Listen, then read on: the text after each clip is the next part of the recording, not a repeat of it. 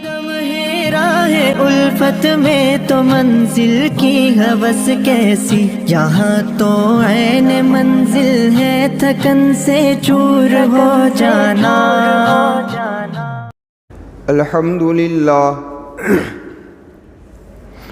الحمدللہ رب العالمین، والصلاة والسلام على سید المرسلین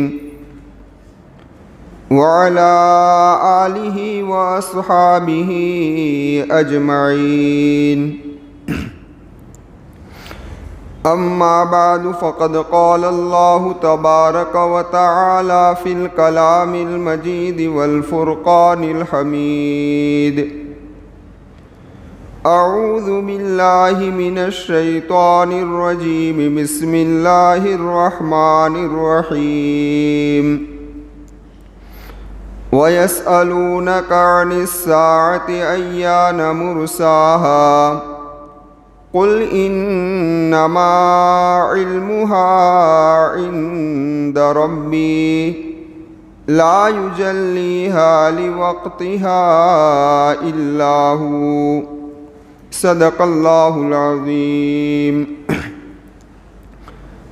معزز سامعین کرام اور پردہ نشین خواتین، گزشتہ جمعہ کو ہماری بات یہاں تک پہنچی تھی کہ ذوالقرنین رحمۃ اللہ علیہ ایک فرشتہ صفت انسان تھے۔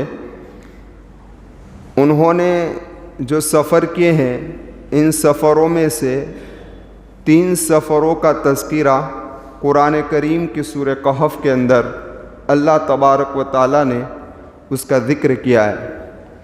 ان میں سے پہلا سفر جو ذوالقرنین رحمۃ اللہ علیہ نے کیا ہے وہ مغرب کی طرف کیا، اور مغرب کی طرف چلتے گئے یہاں تک کہ اسلامی حکومت قائم کر دی، جس کا تفصیل سے ذکر سورہ کہف کے اندر گزر چکا ہے۔ اس کے بعد ذوالقرنین نے جو دوسرا سفر کیا ہے وہ مشرق کی طرف کیا، یہاں تک کہ مشرق کے کنارے تک پہنچ گئے۔ پھر تیسرا جو سفر ذوالقرنین رحمۃ اللہ علیہ نے کیا ہے، اس کے بارے میں قرآن کریم نے کوئی وضاحت نہیں بیان فرمائی کہ وہ سفر کون سی سمت میں تھا، لیکن مفسرین کا کہنا ہے کہ یہ سفر شمال کی طرف تھا۔ کس طرف تھا بھائی؟ شمال کی طرف۔ تو آپ جب شمال کی طرف سفر کرتے کرتے آگے بڑھے تو ایک واقعہ پیش آیا جس کو قرآن کریم نے بیان فرمایا، ثم اتبع سببا، یعنی پھر ذوالقرنین آگے بڑھتے رہے اپنے سفر کے اندر۔ تو کیا ہوا؟ حتی اذا بلغ بین السدین، یہاں تک کہ ذوالقرنین دونوں پہاڑوں کے ملنے کی جگہ پر پہنچے۔ وجد من دونہما قوما، تو وہاں انہوں نے ایک قوم کو پایا۔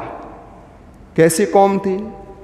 لا یکادون یفقہون قولا، قرآن کریم میں کہتا ہے کہ بڑی مشکل سے یہ بات سمجھ رہی تھی۔ کہنے کا مقصد یہ ہے کہ حضرت ذوالقرنین نہ ان کی بات سمجھ سکتے تھے، نہ یہ لوگ حضرت ذوالقرنین کی بات سمجھ سکتے تھے۔ مسئلہ یہ تھا، لیکن بڑی دقت سے کچھ بات سمجھ میں آ گئی۔ اب جب بات سمجھ میں آئی تو کیا ہوا؟ کیونکہ یہ رعایا ہے، قوم ہے، پبلک ہے، اور ذوالقرنین وقت کے بادشاہ ہے، تو پبلک نے بادشاہ کے سامنے ایک درخواست کی۔ یہ درخواست کیا تھی؟ درخواست یہ تھی، قالوا یا ذا القرنین ان یأجوج ومأجوج مفسدون فی الارض، اے ذوالقرنین، یہ یاجوج و ماجوج نے زمین میں بڑا فساد مچایا ہے۔ یہ انہوں نے شکایت کی۔ تو پھر کیا کہا؟ قالوا یا ذا القرنین ان یأجوج ومأجوج مفسدون فی الارض فَهَلْ نَجْعَلُ لَكَ خَرْجًا، ہم آپ کے لیے کچھ مال جمع کر دیتے ہیں۔ کیا کر دیتے ہیں؟ ہم آپ کے لیے کچھ مال جمع کر دیتے ہیں۔ عَلَىٰ أَن تَجْعَلَ بَيْنَنَا وَبَيْنَهُمْ سَدًّا، آپ ایک کام کر دیجئے کہ ہمارے اور ان کے درمیان کے اندر ایک دیوار قائم کر دیجئے۔ یہ بات انہوں نے رکھی۔ اب ذرا دیکھیں کہ بات دراصل یہ تھی کہ مشرق کی طرف اور مغرب کی طرف پہاڑی پہاڑ تھے۔ کیا تھے؟ پہاڑی پہاڑ، درمیان کے اندر کچھ خالی جگہ تھی کہ جس کھالی جگہ سے آ کر یاجوج اور ماجوج کی قوم ان کی بستی کے اندر آتے تھے اور ان کے گھر کے سارے سامان کو لوٹ جاتے تھے، کھانا پینا، مردوں کو مار دیتے تھے، ختم کر دیتے تھے، وہ چلے جاتے تھے۔ تو یہ لوگ، یہ قوم پریشان تھی، اس بنا پر انہوں نے اپنے وقت کے بادشاہ سے یہ شکایت کی۔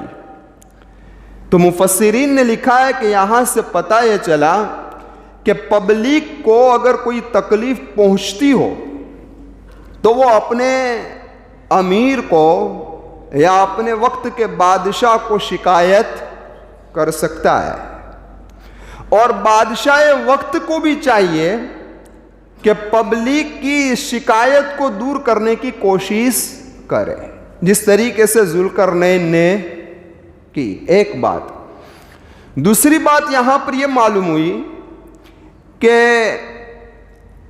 بادشاہ وقت اور حکومت جو پبلک سے ٹیکس لے رہی ہے، تو اس ٹیکس کے بدلے کے اندر حکومت کو چاہیے کہ پبلک کو راحت پہنچانے کی کوشش کرے، کیونکہ انہوں نے یہی کہا کہ ہم آپ کے لیے کچھ مال جمع کر دیتے ہیں۔ دو بات۔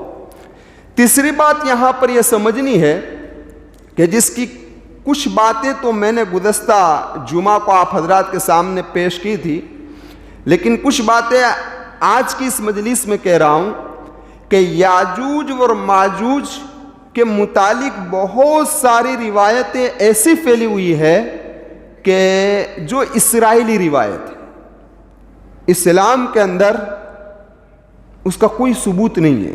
مثال کے طور پر مشہور ہے کہ یاجوج اور ماجوج کا قد ایک بالشت کے برابر ہے، یا بہت زیادہ تو ایک ہاتھ کے برابر ہے، یا مشہور یہ ہے کہ ان کے کان اتنے بڑے ہیں کہ ایک کان پر سوتے ہیں اور دوسرے کان کو اوڑھتے ہیں۔ سمجھ میں آئی بات؟ اس طریقے سے یہ بھی مشہور ہے کہ اللہ تبارک و تعالیٰ نے اس قوم کے کھانے کا انتظام اس طریقے سے کیا ہے کہ سمندر میں سے سال میں 2 مرتبہ مچھلیاں وہاں پر پھینکی جاتی ہے، اور وہ مچھلیاں اتنی لمبی ہوتی ہے کہ 10 دن تک آدمی چلے تو اس کی مسافت ختم ہو۔ سمجھ میں آئی؟ یہ تیسری بات۔ چوتھی بات، یہ کہا جاتا ہے کہ یہ برزخی مخلوق ہے، اور حضرت آدم علیہ السلام کے صلب سے تو ہے، لیکن حضرت حوا علیہ السلام کے بطن سے یعنی پیٹ سے نہیں ہے، بلکہ حضرت آدم علیہ السلام کا وہ نطفہ جو حالت احتلام میں نکلا اور مٹی میں رل مل گیا اور اس سے ایک قوم پیدا ہوئی۔ یہ ایسی توبہ ایسی بکواس والی بات ہے کہ اسلام کے اندر اس کا کوئی ثبوت نہیں ہے، لیکن یہ اسرائیلی روایات ہیں اور عوام کے اندر کیا ہو چکی ہے بھائی؟ پھیل چکی ہے۔ سوال یہ پیدا ہوتا ہے کہ آخرکار یہ روایتیں کیوں پھیلی؟ وجہ کیا ہے؟ اس کی وجہ علماء نے یہ بیان فرمائی ہے کہ دراصل یاجوج اور ماجوج کا تذکرہ یہودیوں کی کتابوں میں بھی ہے، اور یہودی لوگ اپنی فطرت کی وجہ سے ان لوگوں نے کہانیوں کو پیش کرنا اور کہانیوں کو بیان کرنا شروع کر دیا، اور کعب احبار یہودی النسل ہے، اور یہودی کے بہت بڑے عالم اور کتابوں کا اور کہانیوں کا علم رکھنے والے تھے۔ وہ بعد میں اسلام کے اندر داخل ہوئے، تو کبھی تفریح کے طور پر کعب احبار نے یہ باتیں لوگوں کو نقل کی۔ یہ بھی وجہ ہو سکتی ہے، یا یہ بھی وجہ ہو سکتی ہے کعب احبار کا ان کہانیوں کے نقل کرنے کا، کہ تاکہ جو کہانی قرآن و حدیث سے اس کی تائید ہو جائے تو اس کو تو ایک تاریخی حیثیت دے دی جائے، لیکن جس کہانی کی قرآن و حدیث سے تائید نہ ہو تو اس کو پھینک دیا جائے۔ تو کعب احبار نے اسی ارادے سے یہ باتیں لوگوں کے سامنے پیش کی تاکہ فرق ہو جائے، دودھ کا دودھ ہو جائے اور پانی کا پانی ہو جائے، لیکن نقل کرنے والے کعب احبار کی اس بات کو نہ سمجھ سکے اور انہوں نے روایت کے طور پر اس کو کیا کر دیا بھائی؟ نقل کر دیا۔ تو اس طریقے سے بات کیا ہو گئی بھائی؟ پھیل گئی۔ خیر، تو یہاں 3 باتیں جو سمجھنے کی تھی جو آپ حضرات کے سامنے میں نے پیش کی۔ اب آئیے ذرا ہم اس واقعے کی طرف جاتے ہیں۔ تو کیا ہوا؟ جب انہوں نے یہ پیشکش کی تو اس موقع پر ذوالقرنین نے کیا جواب دیا؟ کہا قال ما مکنی فیہ ربی خیر۔ ہاں، حضرت ذوالقرنین کہنے لگے کہ میرے پاس میرے رب کی طرف سے جو کچھ بھی ہے وہ کافی ہے۔ کہنے کا مقصد یہ تھا حضرت ذوالقرنین کا کہ مجھے تمہارے مال کی کوئی ضرورت نہیں ہے، لیکن کیا ضرورت ہے؟ فَأَعِينُونِي بِقُوَّةٍ أَجْعَلْ بَيْنَكُمْ وَبَيْنَهُمْ رَدْمًا۔ میں سفر میں آیا ہوا ہوں، اس دیوار کے بنانے کے لیے میرے پاس بڑے بڑے انجینئر بھی ہے، ماہرین بھی ہے، لیکن میں سفر میں ہوں، میرے پاس مزدور طبقہ کوئی ہے نہیں ہے، تو مجھے تمہاری محنت کی ضرورت ہے، ہاتھ پاؤں کی طاقت کی ضرورت ہے۔ آپ یہ مجھے اتنا سپورٹ کر دیں تو میں آپ کا کام کیا کر دوں بھائی؟ پورا کر دوں۔ کس نے بات کہی ہے؟ ذوالقرنین رحمت اللہ علیہ نے۔ جب یہ آپس میں طے ہو گیا کہ ہم مدد کرنے کے لیے تیار ہے، تو حضرت ذوالقرنین نے کیا کہا؟ آتونی زبر الحدید، میرے پاس لوہے کے ٹکڑے لاؤ۔ کس کے ٹکڑے منگوائے؟ لوہے کے۔ اب ذرا اندازہ لگاؤ کہ پہاڑ کی بلندی بہت اونچی تھی، اتنے اونچے اونچے پہاڑ تھے کہ اس پر سے چڑھ کر آنا یاجوج و ماجوج کے لیے مشکل تھا، ایسی قوم کے لیے مشکل تھا۔ تو اس سے پتہ چلتا ہے کہ پہاڑ کی بلندی بہت اونچی تھی، لیکن بیچ میں جو گھاٹی اور درہ تھا، ان دونوں پہاڑ کے درمیان گیپ بھی لمبا تھا۔ اب اتنے لمبے گیپ کو اتنی اونچائی کے ساتھ لوہے سے بھر دینا، یہ کوئی معمولی کام تھا؟ یہ کوئی معمولی کام ہے؟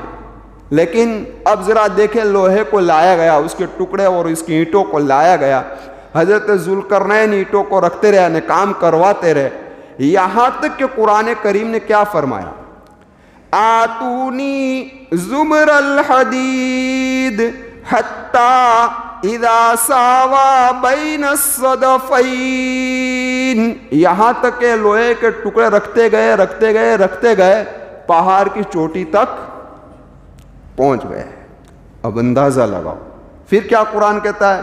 جب لوہے کو رکھ دیا گیا تو کہا قال انفخوا، اس کو دھوکو مطلب کیا؟ آگ جلاؤ۔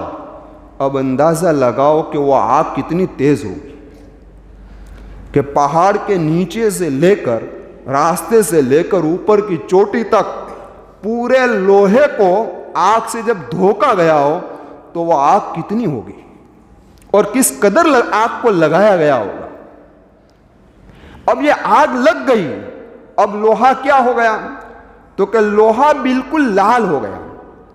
جب آگ پر لوہے کو رکھا جاتا ہے تو کیا ہو جاتا ہے؟ اور جب لوہا جب لال ہو جاتا ہے تو خود بخود چپک جاتا ہے، چپکتا ہے کہ نہیں؟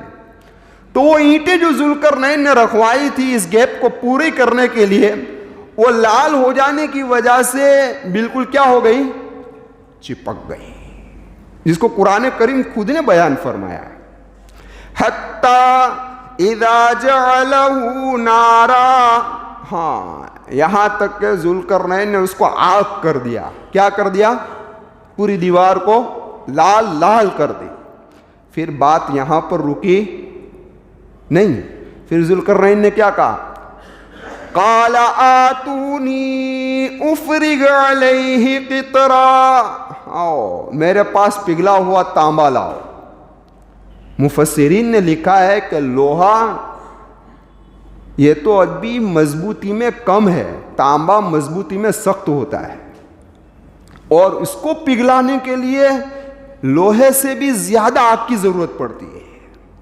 اب اندازہ لگاؤ کہ وہ پھر آگ کو روشن کیا گیا ہوگا اور اس تانبے کو پگھلایا گیا ہوگا۔ حضرت عبداللہ ابن عباس رضی اللہ تعالیٰ عنہما تو فرماتے ہیں کہ کترا کا معنی پیتل ہے۔ کیا ہے؟ پیتل۔ خیر، تو لیکن یہ تانبا پگھلایا گیا، اور پگھلانے کے بعد حضرت ذوالقرنین رحمت اللہ علیہ نے اس پوری لوہے کی دیوار پر تانبے کو ڈال دیا، پگھلا ہوا تانبا ڈال دیا۔ اب یہ کوئی آسان کام ہے بھائی؟ یہ کوئی، اب بات صاف ہے کہ ایک تو لوہا لوہے سے چپک گیا اور دوسری طرف سے پگھلا ہوا تانبا آیا، اس سے ساری چیزیں بالکل پلاسٹر کی طرح ہو گئی۔ پوری دیوار کس کی طرح ہو گئی؟ پلاسٹر کی طرح یہ دیوار ہو گئی۔ اب اندازہ لگاؤ کہ اتنی مضبوط دیوار کیا ہو گئی بھائی؟ بن گئی۔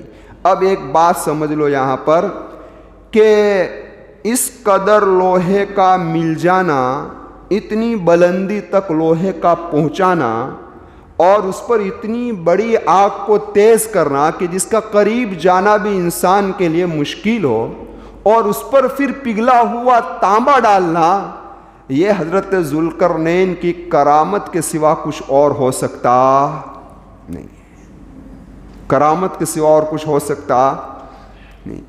یا یہ کہو کہ اس نبی برحق کا معجزہ ہو سکتا ہے کہ جس کے ہاتھ پر ذوالقرنین نے بیعت کی تھی۔ اس لیے ذوالقرنین کا زمانہ کون سا، اس کے بارے میں مختلف اقوال ہے، لیکن ایک قول یہ ہے کہ حضرت ابراہیم علیہ السلام کے زمانے میں تھے۔ کون سے زمانے میں؟ حضرت ابراہیم۔ اور علامہ ابن کثیر رحمت اللہ علیہ نے البدایہ والنہایہ کے اندر لکھا ہے کہ جب ذوالقرنین کے آمد کی خبر حضرت ابراہیم علیہ السلام کو پہنچی کہ حضرت ذوالقرنین پیدل حج کے لیے آ رہے ہیں، تو اس کے استقبال کے لیے حضرت ابراہیم علیہ السلام شہر کے باہر نکل گئے تھے۔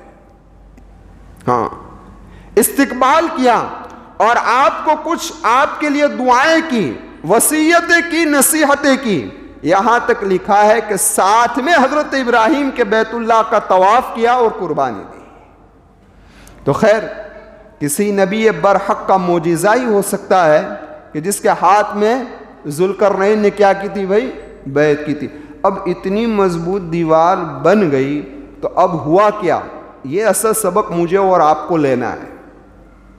آج کی مجلس کا جو اہم پوائنٹ ہے وہ یہ ہے کہ جو آج کا سبق مجھے اور آپ کو لینا ہے، لیں گے انشاءاللہ۔ ہاں، کہ ایسے موقع پر ایک ایمان والے کی زبان کیا ہونی چاہیے، ہاں، اس کا یقین کیا ہونا چاہیے۔ تو اس دیوار کا کام مکمل ہو گیا، تو ذوالقرنین کہہ رہے ہیں قال هذا رحمت من ربی، یہ سارا کام میری رب کے رحمت سے ہوا ہے۔ کس سے ہوا؟ میرے رب کی۔ پتا چل گیا کہ انسان دنیا میں چاہے اتنا بڑا کام کر لے، چاہے اتنا مضبوط کام کر لے، ناممکن لگ رہا ہو لوگوں کو وہ کام کر لے، لیکن نسبت اپنی طرف نہ کرے کہ میں نے کیا ہے۔ کس کا؟ ہم کیا کہتے ہیں؟ ہوں نہ ہو تو پورج ہتو، تو ہوں ہتو تو بچی گیا ہے نا۔ આપણે હોય તો જ આ કામ થાય, બાકી થાય આપણે હતા તો જ થયું, બાકી તો આપણે જ કરી શકીએ, બીજું કોઈ કરી।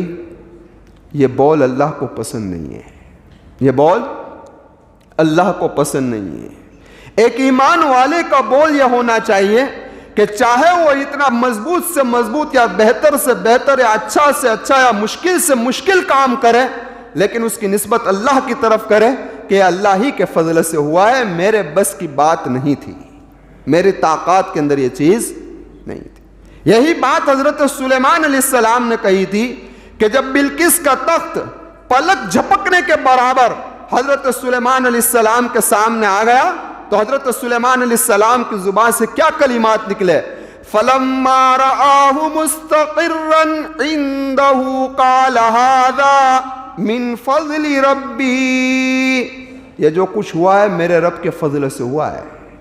پلک جھپکنے پر بلقیس کا تخت وہاں سے یہاں آ جائے، کس سے ہوا بھائی؟ حضرت سلیمان نے یہ کہا دیکھے اپنی طاقت، ایسا کہا نہیں. ھذا من فضل ربی، لکھ تو بہت آسانی سے دیتے ہیں ھذا من فضل ربی، ہے نا، لیکن اندر کیا ہے؟ ہاں لیکن آگے کیا ہے؟ قرآن نے کیا کہا؟ لیبلونی ااشکر ام اکفر.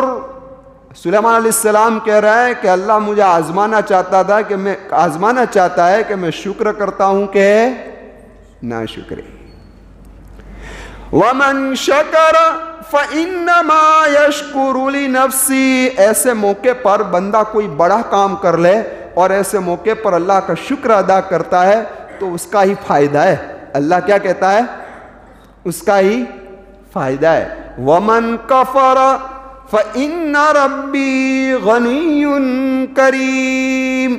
اور اگر اس نے ایسے موقع پر ناشکری کی تو اللہ اپنی کتنی صفت لایا؟ دو. ایک صفت غنی کی لایا اور دوسری صفت کریم کی لایا. غنی کی صفت لا کر اشارہ کر دیا کہ اللہ بے نیاز ہے. کیا ہے؟ اللہ بے نیاز ہے. اور کریم کی صفت لا کر یہ اشارہ کر دیا کہ تمہاری یہ ناشکری اس کا نتیجہ تو یہ ہونا چاہیے کہ ہم تمہیں معاف نہ کرتے، لیکن ہماری صفت کریمی ہے کہ ہم نالائقوں پر بھی مہربانی کیا کرتے ہیں. سمجھ میں آئی بات؟ ہاں ایسے ہی صفت نہیں آ جاتی قرآن کریم کی کسی مضمون پر. یہ دو صفت لا کر اشارہ کر دیا. تو الغرض کہنے کا مقصد یہ ہے میرا آپ سے کہ کوئی بھی آدمی بڑا کام کرے تو نسبت کس کی طرف کرے بھائی؟ کریں گے انشاءاللہ. تکبر اللہ کو پسند نہیں، اس لیے بار بار نماز میں اللہ اکبر اللہ اکبر اللہ اکبر. بڑائی صرف اللہ کی ہے، کسی کی نہیں. ہاں تم تو کمزور ہو، تمہاری کیا طاقت ہے، یہ قرآن کریم. لیکن اب بات آئی گارنٹی کی کہ ذوالقرنین اتنی مضبوط دیوار تو بنا دی، لیکن گارنٹی کیا؟ سمجھ میں آئی بات؟ گارنٹی کیا؟ لیکن آپ یہاں درمیان میں ایک آیت چھڑ گئی کہ آگے کیا کہا؟ فَمَسْتَطَاعُوا أَن يَظْهَرُوهُ وَمَا اسْتَطَاعُوا لَهُ نَقْبًا. یہ پگھلا ہوا تانبا اس لیے ڈالا گیا کہ کوئی اس پر چڑھ بھی نہ سکے اور کوئی اس میں سوراخ بھی نہ کر سکے. سمجھ میں آئی بات؟ اس لیے قرآن نے دونوں صفت بیان کر دی، چڑھ بھی نہ سکے اور سوراخ بھی نہ کر سکے. اب دیکھو چڑھنا ہے نا آسان ہے، لیکن سوراخ کرنا، اور وہ بھی ایسے لوہے کے اندر اور تانبا پگھلایا ہوا ڈالا گیا ہو، اس میں سوراخ کرنا مشکل ہے نا. اب قرآن کریم کی فصاحت و بلاغت کو دیکھو. قرآن کریم نے فَمَسْتَطَاعُوا کے اندر تا نہیں لائے، وَمَسْتَطَاعُوا میں تا لائے. سمجھے کہ نہیں سمجھے؟ فَمَسْتَطَاعُوا میں تا نہیں لائے، وَمَسْتَطَاعُوا میں تا لائے. جو چیز آسان تھی اس میں قرآن کریم نے ایک حرف بھی کم کر دیا، اور جو چیز مشکل تھی تو قرآن کریم نے ایک حرف بڑھا دیا. یہ قرآن کریم کی بلاغت ہے. لیکن یہ سارا ہو گیا تو گارنٹی مانگی. گارنٹی کیا؟ تو ذوالقرنین نے کیا کہا؟ فَمَسْتَطَاعُوا أَن يَظْهَرُوهُ وَمَا اسْتَطَاعُوا لَهُ نَقْبًا قَالَ هَذَا رَحْمَةٌ مِّن رَّبِّي فَإِذَا جَاءَ وَعْدُ رَبِّي جَعَلَهُ دَكًّا وَكَانَ وَعْدُ رَبِّي حَقًّا. ذوالقرنین کا قول ہے. کس کا قول ہے؟ ذوالقرنین کا قول ہے کہ بھائی دیکھو اس کی کوئی گارنٹی ہوتے، جب تک میرا رب چاہے گا تب تک یہ دیوار صحیح سالم، اور میرا رب جب چاہے گا تو اس کو توڑ پھوڑ کر زمین کے برابر. یہ میرے رب کا وعدہ سچا ہے. اس میں نصیحت ہے ہم سب کے لیے. کیا نصیحت ہے؟ کہ بہت دعوے نہیں کر کہ کوئی چاہے اتنی مضبوط چیز ہو، گارنٹی ساری گارنٹی کس کے پاس ہے؟ اللہ کے پاس ہے. ساری گارنٹی اللہ کے پاس ہے. اس لیے پتا چلا کہ مضبوط سے مضبوط چیز پر بھی قبضہ قدرت اللہ کا ہے، ہم کوئی گارنٹی دے سکتے ہیں نہیں. لیکن مشہور ہے نا چائنا کے بارے میں، چلے تو چاند تک باقی شام تک، باقی شام تک. خیر، کہنے کا مقصد یہ ہے کہ دیوار بن گئی. آخر میں ایک دو بات کر کے بات کو ختم کر دیتا ہوں. ایک بات نوٹ کر لو کہ اس آیت کے بات بھی نوٹ کرنے کے قابل ہے کہ اس آیت کریمہ کے اندر کوئی قرینہ سیاق و سباق سے ایسا نہیں مل رہا ہے کہ جس سے یہ پتہ چلے کہ یہ دیوار کا ٹوٹنا علامت قیامت میں ہے. سمجھ میں آئی بات؟ یہ کہیں ثابت نہیں ہو رہا ہے، کہیں ثابت یہ ہو رہا نہیں ہے اس آیت سے کہ دیوار قیامت کے قریبی ٹوٹے گی. سمجھ میں آئی بات؟ ہاں، قرآن کریم کی سورہ انبیاء کی جو آیت ہے حَتَّى إِذَا فُتِحَتْ يَأْجُوجُ وَمَأْجُوجُ وَهُمْ مِنْ كُلِّ حَدَبٍ يَنْسِلُونَ، بلا شبہ یہ آیت قیامت پر دلالت کرتی ہے کہ ایک علامت قیامت میں سے ہے. لیکن وہاں دیوار کا تذکرہ نہیں ہے. وہاں کس کا تذکرہ نہیں ہے؟ دیوار کا تذکرہ. تو یہ فرق کو سمجھ لینا ضروری ہے. ہمارے ذہن میں بیٹھا ہے کہ جب قیامت قریب آئے گی تو یہ دیوار ٹوٹ جائے گی اور یاجوج ماجوج نکل پڑیں گے. سمجھ میں آئی بات؟ تو اس آیت میں کہیں قیامت کا تذکرہ نہیں ہے کہ قیامت کے وقت ہی ٹوٹے گی. اب دو سوال اور ہے لیکن وقت ہو چکا ہے، وہ انشاءاللہ آئندہ مجلس میں پیش کروں گا. ایک سوال یہ ہے کہ یہ دیوار کہاں ہے، دوسرا یہ دیوار ابھی باقی ہے کہ نہیں ہے، تیسرا اس دیوار کے بارے میں ترمذی شریف کی روایت اور بخاری شریف کی جو روایت ہے اس کا خلاصہ کیا ہے. تو یہ تین چیزیں، اور پھر جو یاجوج ماجوج کا نکلنا اور علامت قیامت ہے، علامت قیامت کے طور پر جو یاجوج اور ماجوج نکل کر فساد برپا کریں گے، اس کے متعلق انشاءاللہ آئندہ جمعہ کچھ بات عرض کروں گا. اللہ آپ لوگوں کی اور میری عمر میں عافیت، عزت و صحت کے ساتھ برکت عطا فرمائے، اور جو کہا گیا اللہ تبارک و تعالیٰ اس کے اندر جو نصیحت حاصل کرنے کی اس پر ہم تمام کو عمل کرنے کی توفیق عطا فرمائے. آمین. وآخر دعوانا الحمد للہ رب العالمین.